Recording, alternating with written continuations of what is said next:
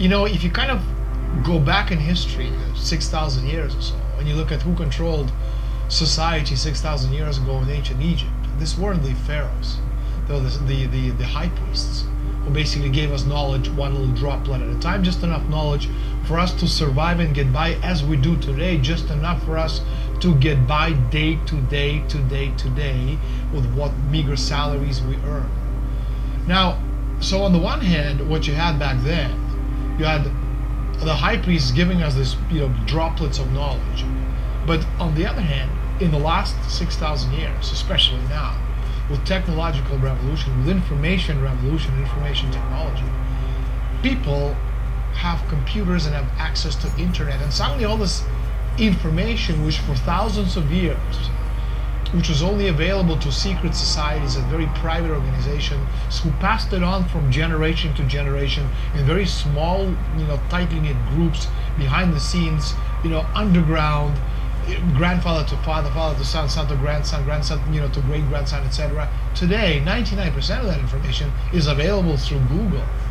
And anybody sitting in the middle of an Amazon rainforest, with computer, a laptop, an internet connection, almost has the same access to the information which the secret societies have tried to protect or hide from us for thousands of years. So the dilemma for them is, what do we do? Because we must have the upper hand. So on the one hand, what you're seeing right now is they're destroying the world's economy on purpose. Because again, progress and development is directly proportional to population density.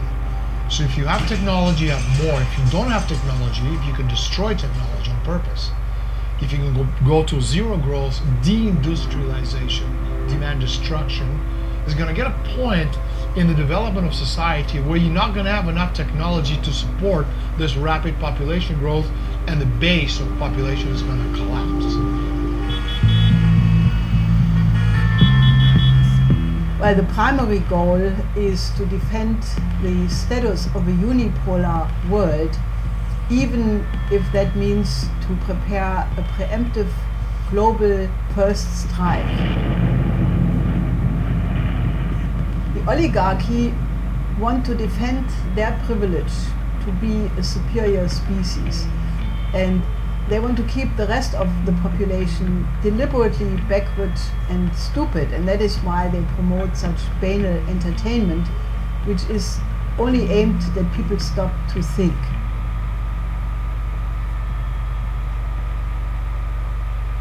In the councils of government, we must guard against the acquisition of unwarranted influence, whether sought or unsought, by the military-industrial complex. The potential for the disastrous rise of misplaced power exists and will persist.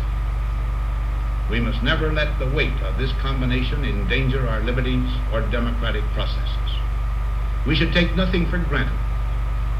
Only an alert and knowledgeable citizen can compel the proper meshing of the huge industrial and military machinery of defense with our peaceful methods and goals, so that security and liberty may prosper together. Look at Google, Apple, Microsoft, IBM. These Bilderberg-affiliated megacorporations form an integral part of the United States security apparatus. Behind these technologies, enormous streams of capital are being expended and, more importantly, invested behind the scenes. Now we're at a point where that entire system is at a breaking point where it's hopelessly bankrupt. The debt is impossible to pay.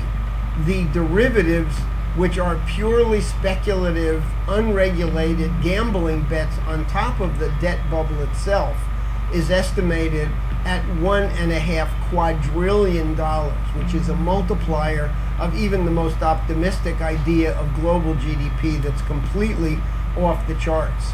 So this entire system is doomed, and we're quite frankly at a point now where it would be no surprise if on any given day you woke up and found out that the entire transatlantic financial system had just evaporated.